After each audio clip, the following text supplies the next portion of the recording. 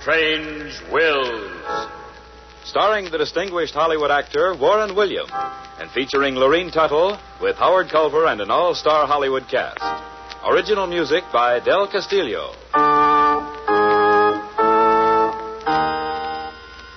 Dead men's wills are often strange. We cannot attempt to understand them or try to find the answers. We can but tell the story. This is Warren William bringing you the story Margin for Love. But first, here is a brief message from your announcer.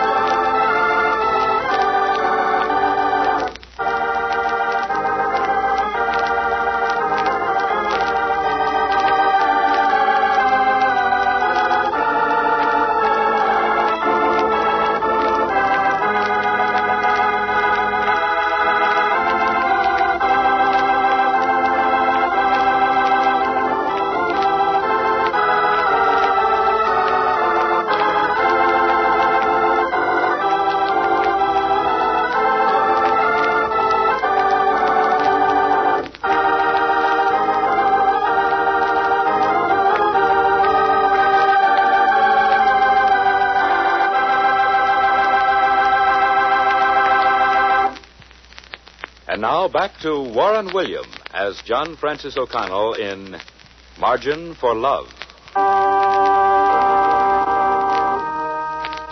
The greatest tragedy in the life of Catherine Ryan happened one dull November morning when dark gray clouds were hanging ominously low over the criminal court building. Timothy Edward Ryan, prisoner before the bar. Step forward, please. The jury of your peers has found you guilty of murder in the first degree. Have you anything to say before this court pronounces sentence upon you? Only what I've said all during this trial, Your Honor. I'm innocent of the charge of murder. I did not kill Tom Miller. Let your protestation of innocence be noted into the record. However, it becomes mandatory upon this court to pass sentence. This court, upon recommendation of the jury, finds you, Timothy Edward Ryan, guilty as charged in the indictment, and sentences you to death in the electric chair. Oh, no. No. May God have mercy on your soul.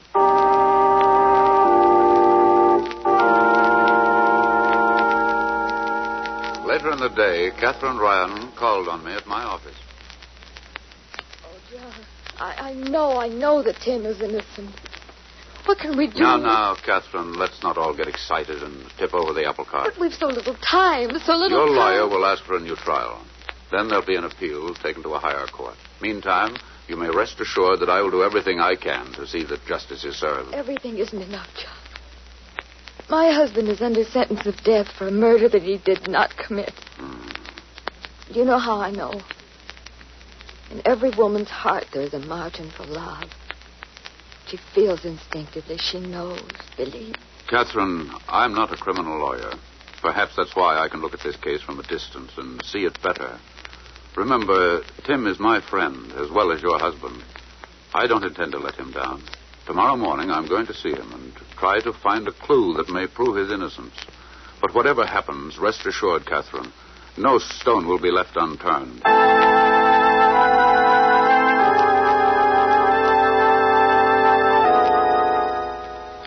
The next morning, I called on the prisoner. It's no use, John. You heard the verdict. They say I'm guilty. I haven't got a Chinaman's chance. Tim, I'm going to do everything in my power to help you. Both Catherine and I. But you've got to help me find the answer. You know what happened, John, as well as I do.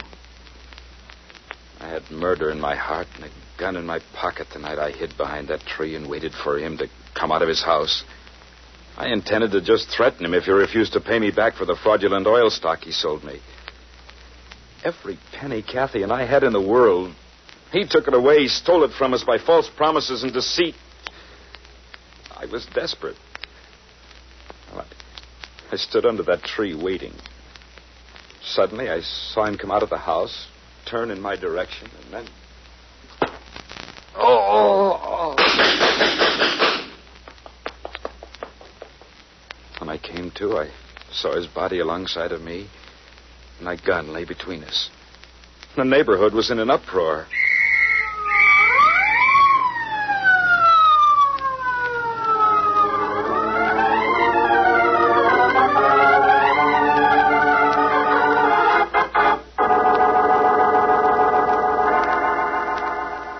Yes, Tim, I've heard the story, and it always ends when the police picked you up. But who hit you on the head? Who took your gun and pumped 7 shots into the body of Tom Miller? Who dropped your gun and ran away into the darkness of the night? Who? I wish I knew, John. So that I could be the first to shake him by the hand. And that's the truth. Well, shaking his hand won't save you, Tim. You say you heard feet running away after the shots were fired. Well, only dimly. I was half unconscious. I heard the shots, and then I heard the feet running down the concrete sidewalk. They sounded like little trip hammers. And that's all I can remember. Like trip hammers, eh? Well, that's interesting. Yes, that's very interesting. Why? Tim, unknowingly, you've given me the first tangible clue. 7 shots and running feet that sounded like trip hammers. Doesn't that mean anything to you? No, it doesn't mean anything at all. I don't want to arouse the slightest hope that we've stumbled onto something, Tim. But from what you've told me, I think I know the sex of the murderer. The sex? You don't think... Yes, Tim. 7 shots. Every shell there was in the automatic. Means that the gun was fired by a highly emotional person. One in whose heart burned the raging fires of hate. Add that to the running trip hammers, and you have... You have what, John? The murderer of Tom Miller. A woman.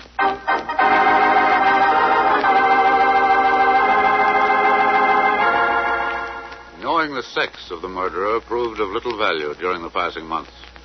Winter melted into spring, and spring blossomed into summer. And in spite of all our efforts, not a single further clue was found.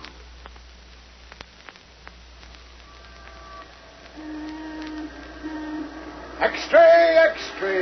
Brian to die tomorrow night! Brian to die tomorrow night! Extra! Read all about it!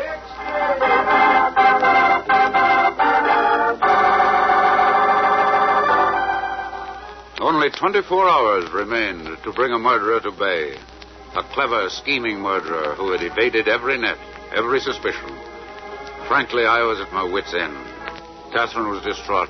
Nothing I could say or do would console her. We're at the end of the rope, John. It's all over. No, it looks bad, Catherine, I'll admit, but, well, we've got 24 hours. Yes, I know. 24 hours.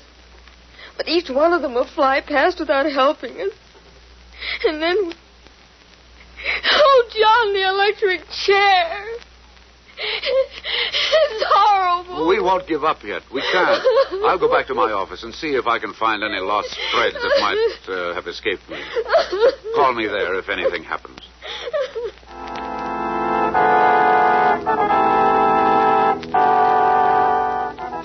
But nothing happened, either that night or the following day.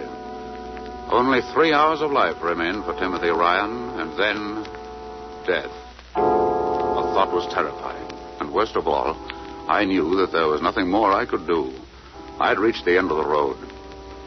I sat in my apartment and waited as the hands of the clock moved relentlessly forward. 1 hour to go. 1 hour to midnight. It's 11 o'clock, Tim. Yeah. 11 o'clock. 1 hour to go. Oh, poor Kathy. To think she'll have to remember this all of her life. The barber will come in now, Tim. Got to get your hair trimmed. So the electrodes won't miss. Is that why, Warden? That's why, Tim. You know, I don't think that I like doing this job. I'm only human. I know. You can't help it. It just seems funny getting it for something I didn't do. But it's all right, Warden. It's all right. You can send the barber in.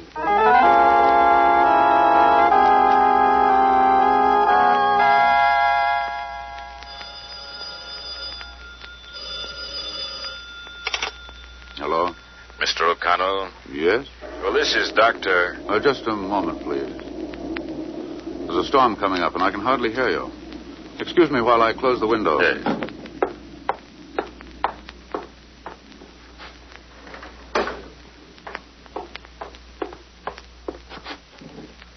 Yeah, now, Doctor? This is Dr. Wilbur of the emergency hospital over on East 68th Street. Yes, Doctor? We've just received an emergency case, automobile accident. The patient is dying. She's just made a will and asked me to call you immediately. I'll drive over right away if you like, Doctor. I wish you would, Mr. O'Connell. There isn't much time, and what she has to say may save a man's life. What do you mean, Doctor? Whose life? This woman, her name is Gloria Dever, has just confessed to the murder of Tom Miller.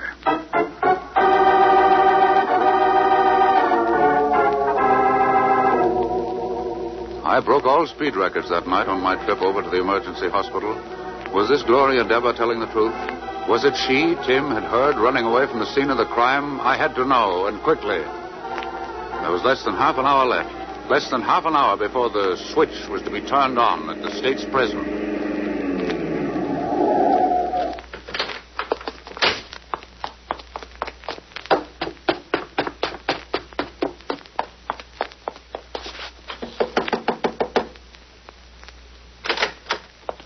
Dr. Wilbur? Are you Dr. Wilbur? Yes, and you're Mr. O'Connell? Right, Doctor. Will you take me to this woman, this Gloria Dever, please? Excuse me if I seem over-anxious, but there's so little time. It's too late, Mr. O'Connell. Miss Dever died about 5 minutes ago. Died? But, Doctor, think... Here, Mr. O'Connell. Here is her last will. Oh. I, Gloria Dever, being of sound mind and body in the presence of death, to hereby... But the confession, Doctor, the confession. Where is that? I think it begins on page 2, Mr. O'Connell. Yes, you see, there it is. I do hereby confess the murder of my ex-husband, Tom Miller. I see. She was his ex-wife. That's right. I hated him. 5 years ago, he deserted me, left me penniless, and ran away. I swore vengeance. I swore to kill him. I watched him for weeks, and then one night while I was watching his house, waiting to kill him, I saw a man behind a tree. I didn't see his face, but I saw he was watching, too. I crept up to him. He didn't hear me. I hit him over the head with a stone. I wanted no interference. Vengeance was mine alone. When the man fell, I saw a gun, and I saw, too, that Tom Miller was coming my way. I took the gun and shot until every bullet was gone. And then I ran away. Doctor, you don't know what this means. This verifies everything Tim Ryan said in court. This confession will clear Tim Ryan of the charge of murder. Excuse me if I run. I've got work to do.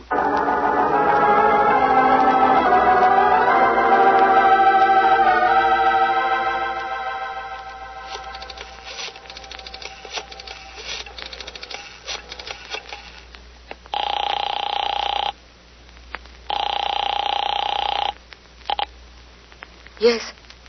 Catherine, this is John. Listen, there's been a miracle. A miracle? What do you mean? Gloria Dever, the first Mrs. Miller, died tonight in the 68th Street Emergency Hospital. I don't know yet what happened, but listen, Catherine. Yes? She confessed to killing her ex-husband. Take a cab over to my apartment. We've got 35 minutes to stop this legal murder. Hurry now and keep your chin up. You see, John? You see? I knew it. That was my margin for love.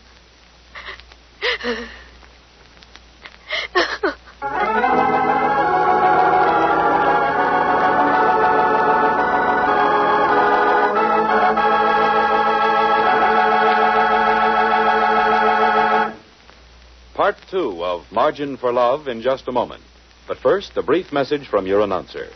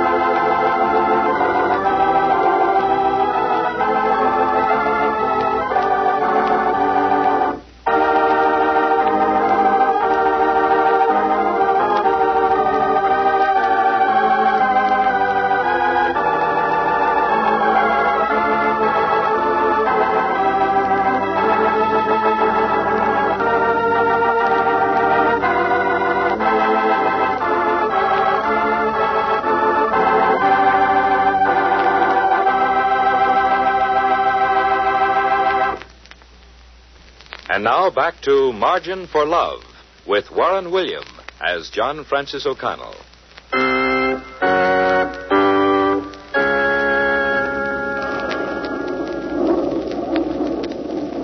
What time is it, Ward? It's 11:30, Tim.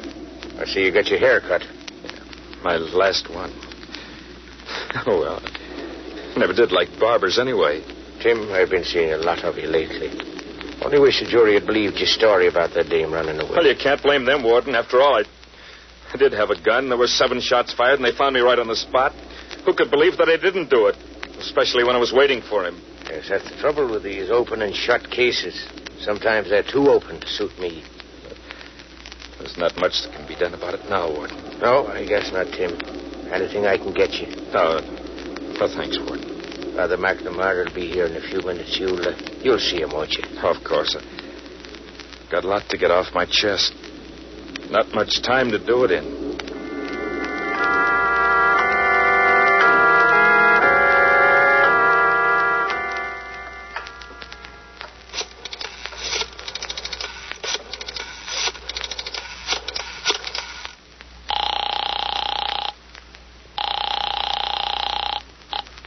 Yes? Hello?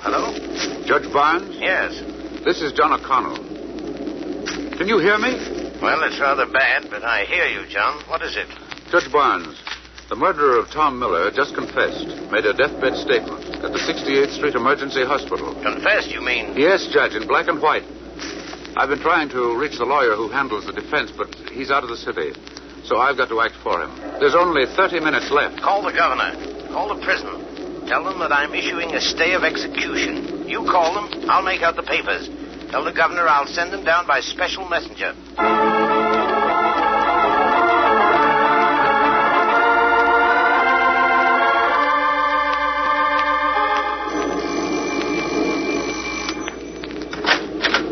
Oh, Catherine, you're soaking wet. Here, get over in front of the fire. I'll tell you what's happened. Oh, John, don't waste a moment until we're sure. I won't. Judge Barnes has issued a stay of execution on Gloria Dever's confession. I've got to call the governor and the prison officials to advise them of what's happened. Don't worry, everything's going to be all right. Oh, I'm so happy, John. So happy. You won't mind if I stand here and cry a little, will you? No, of course not. It's perhaps the only thing left to do. The way I feel, I could almost join you. I'm all right now, John. Go ahead and reach the governor. There's only 20 minutes.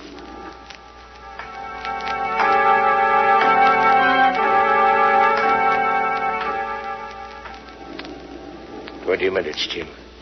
Father Mac help you? I'm as ready now as I ever can be, Warden. Don't care much about these slits in my pants legs, though. Why can't they send a guy off in his Sunday suit?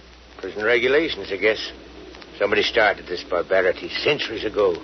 And for all our learning and progress, we haven't changed much for the better, have we? Guess it doesn't make much difference. When you're gone, and your Sunday suit won't do much good where they send you either, will it? Tim, Kathy was here yesterday. I would have let her see you, only you said not to. Thanks.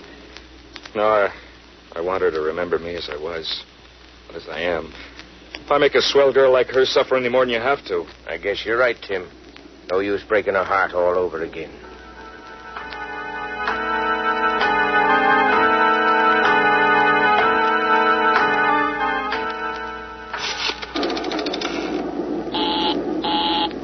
Busy, see? Why, I haven't even reached the operator.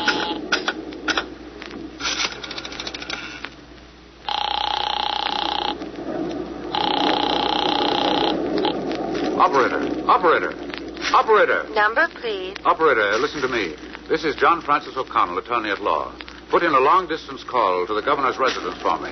A man is scheduled to die in 17 minutes. 1 moment, please. I'll connect you with long distance. Oh, all right. Long distance? Long distance. This is John O'Connell, attorney at law. I want to place a call, an emergency call to the governor's residence. A man's life... I'm sorry, sir, but there'll be a slight delay. All of the circuits are busy. Oh, hang the circuits. I tell you, a man's life is in danger. A man is to die at midnight.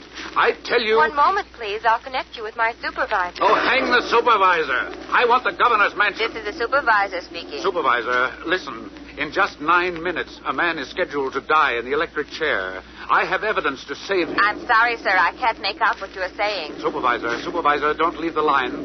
I want the governor. the governor. Do you understand me?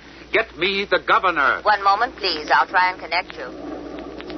John, I'm frightened. Only 5 minutes to midnight. Only 5 minutes. Now, I'll have him in a moment.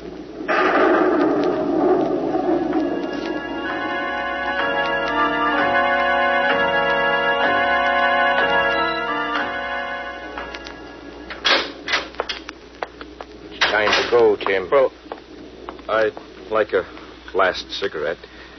Got a match, Warden? Sure I have. Thanks, Warden. Will you please wear these slippers? Rules, you know. Sure, Warden. Why not? Tim, I want to shake your hand. I think you're a fine man. Maybe you did kill Tom Miller. Well, maybe he deserved it. Thanks. Well, here we start on that last mile. Ave Maria, gracia plena Dominus tecum, misericors infiniti.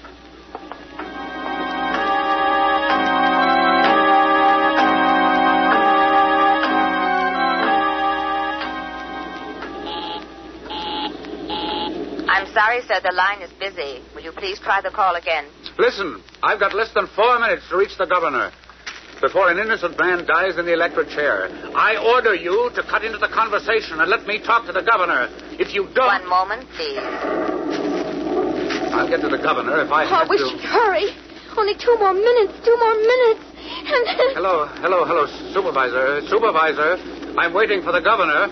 There's only 2 more... 1 moment, please. I'm trying to complete your call. 1 moment. That's all that's been going on for the last half hour. There's less than 2 minutes to go. For heaven's sake, get that call through to the governor. Operator. I don't hear any sound on the phone. Operator. But the phone is dead.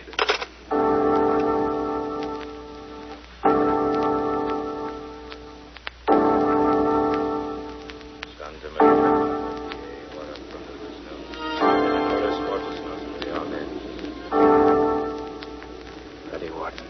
Ready? Throw the switch.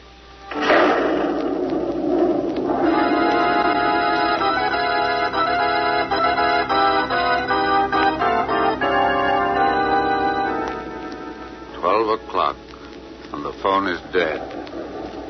We've lost, Cathay. We've lost.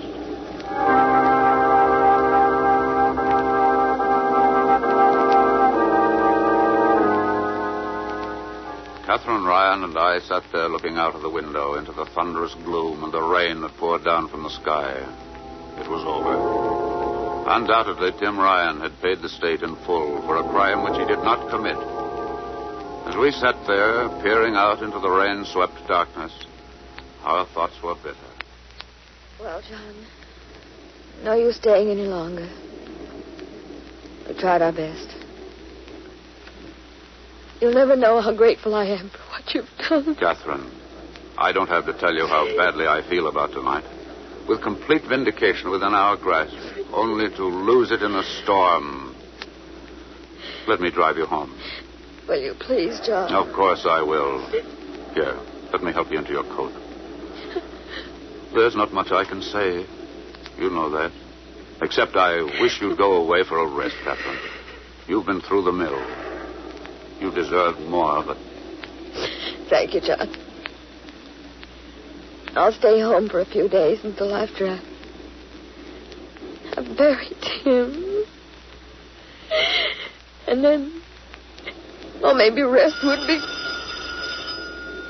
Well, she's finally got through to the governor, I suppose. We ought to declare a national holiday. Excuse me, please. Yes? Mr. O'Connell, this is the supervisor speaking.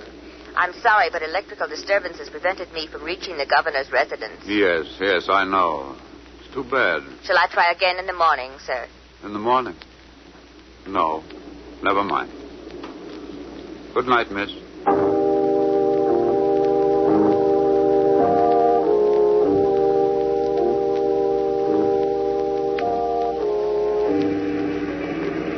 Our ride seemed like a death watch. Not a word was spoken between us. What was there to be said? To take our minds off the stark horror of the night, I switched on the radio. Damages from the torrential downpour which disrupted light, phone, and travel service throughout the state may run into several $1 million. And here's an interesting item that can be blamed solely on the electrical storm. Timothy Ryan, convicted murderer who was sentenced to be electrocuted at midnight tonight, got a real break. Oh, John! Due to the fact that the storm disrupted the electrical circuits, the electric chair failed to operate, with the result that the condemned man was given a 24-hour reprieve by the warden. Oh, John! John, he's alive! Shut off the radio, Catherine. He's alive! Hang on. Where are we going, John? We're going back to the apartment. This time we're going to reach the governor. Oh, don't look now, John, but I think we're being followed by a cop. By a cop? Let him come. When he hears what we've got to tell him, he'll lead the way.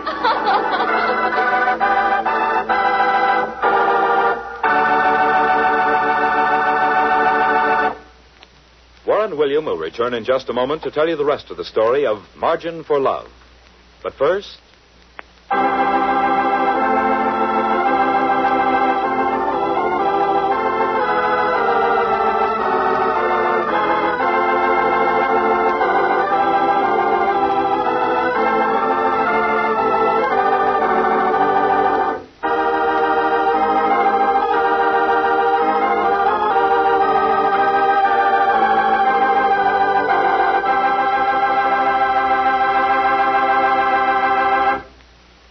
And here again is Warren William as John Francis O'Connell.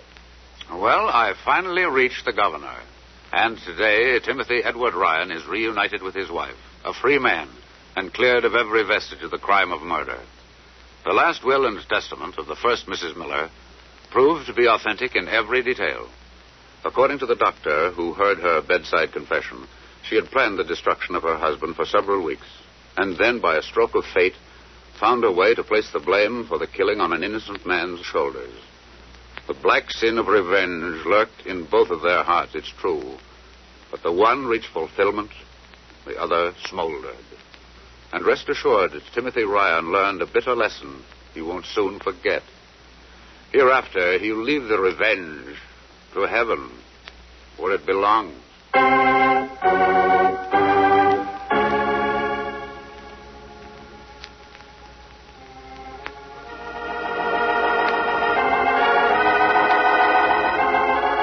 Next week, I'm going to tell you a story about love and intrigue in Monte Carlo. A handsome young American composer wanted to meet a very charming and lovely girl, and I arranged it. But I didn't plan on what happened shortly thereafter. A group of international schemers and plotters offered to give me a strange and unusual will for my collection. And I appreciated their intentions until I learned the will was to be my own. How my young friend and I managed to escape with our lives and foil their plans is told in the unusual story we call They Met in Monte Carlo. This is Warren William inviting you to listen again next week.